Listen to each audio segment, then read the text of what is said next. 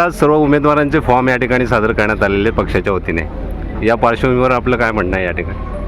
आणि आज 2017च्या नंतर 9 वर्षांनी स्थानिक स्वराज्य संस्थांच्या निवडणुका होत आहेत. मागील झालेल्या निवडणुकांमध्ये ज्यावेळेला निवडणुका झाल्या त्यावेळेस मी दापोली मतदारसंघामध्ये अगदी नवखा होतो.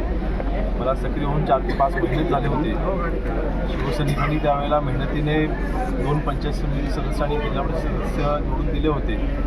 पण त्यानंतर आज 9 वर्षाच्या कालावधीनंतर 2 विधानसभांच्या निवडणुका झाल्या आणि ह्या दोन्ही निवडणुकांमध्ये घवघवीत यश हे शिवसेनेला मंडणगड तालुक्यामध्ये जनतेने दिलेलं आहे. आणि आज कार्यकर्त्यांच्या निवडणुका, ज्या कार्यकर्त्यांनी ह्या विधानसभेच्या निवडणुकीमध्ये मेहनत घेतली, ज्या कार्यकर्त्यांच्या निवडणुका होत असताना नक्कीच ह्या सर्व उमेदवारांच्या पाठीशी माननीय एकनाथ शिंदेसाहेब शिवसेनेचे मुख्यमंत्री उभे आहेत. आज आमदार म्हणून, राज्यमंत्री म्हणून, शिवसेने म्हणून मी देखील त्यांच्या पाठीशी आहेच. परंतु जनतेचा जो प्रतिसाद मिळतो नक्कीच आम्हाला आमचा विश्वास आहे. येणाऱ्या 7 तारखेला जसं खेड नगर परिषदच्या निवडणुकीमध्ये आम्ही 21-0 करून दाखवलं, तसं 6-0 हा मंडणगड तालुक्याचा 100% निकालाकडे इतकं चांगलं वातावरण आहे. जनतेचा जो प्रतिसाद मिळतो किंबहुना विधानसभेच्या निवडणुकीमध्ये जे मतदान मिळालं होतं त्यापेक्षा जास्त मतदान हे यावेळेस नक्कीच आमच्या उमेदवारांना मिळेल हा आमचा विश्वास आहे. आणि विशेष म्हणजे मी त्या सर्व इच्छुक उमेदवारांचे आभार मानेन की ज्यांची निवडणूक लढवण्याची इच्छा होती. खरं तर आज शिवसेना पक्ष आज मंडणगड तालुक्यामध्ये मोठ्या प्रमाणात वाढला आहे. शिवसैनिक वाढलेले आहेत. अनेक गावांनी वाड्यांनी शिवसेनेमध्ये प्रवेश केला आहे. अनेक प्रमुख नेत्यांनी शिवसेनेमध्ये प्रवेश केलेला आहे. आणि अशा वेळी इच्छुकांची संख्या जास्त असताना देखील ज्यांना उमेदवार मिळाले नाहीत त्यांनी देखील कुठेही बंडखोरी केलेली नाही.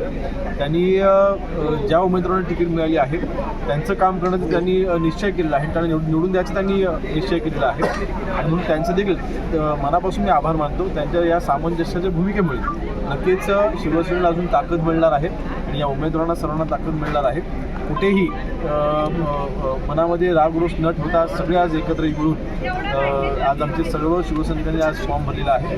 सगळ्यांना मनापासून शुभेच्छा देतो. आणि नक्कीच तुमचा प्रश्न यायच्या अगोदरच सांगतो की महायुती व्हावी असा माझा प्रयत्न आजही आहे.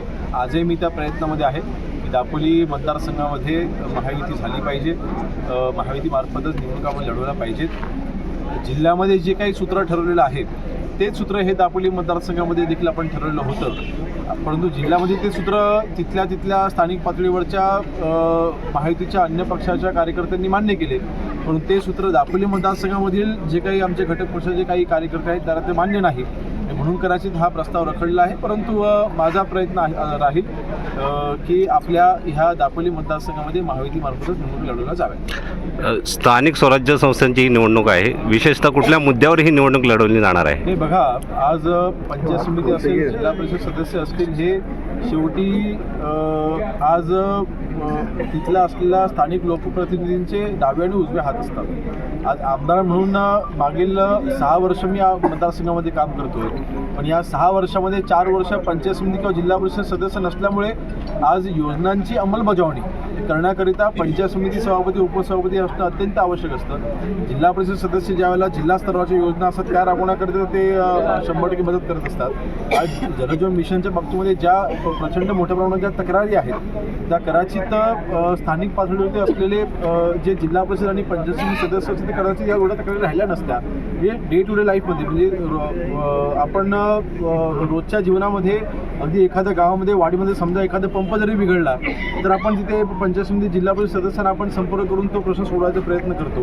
पण आज पंप बिघडल्यानंतर आज आमदारांकडे यावं लागतंय. आणि म्हणून मला वाटतं हे जे लहानसहान प्रश्न परंतु महत्त्वाचे प्रश्न हे हाताळण्याकरिता हे सदस्य कार्यरत असणे अत्यंत आवश्यक आहे.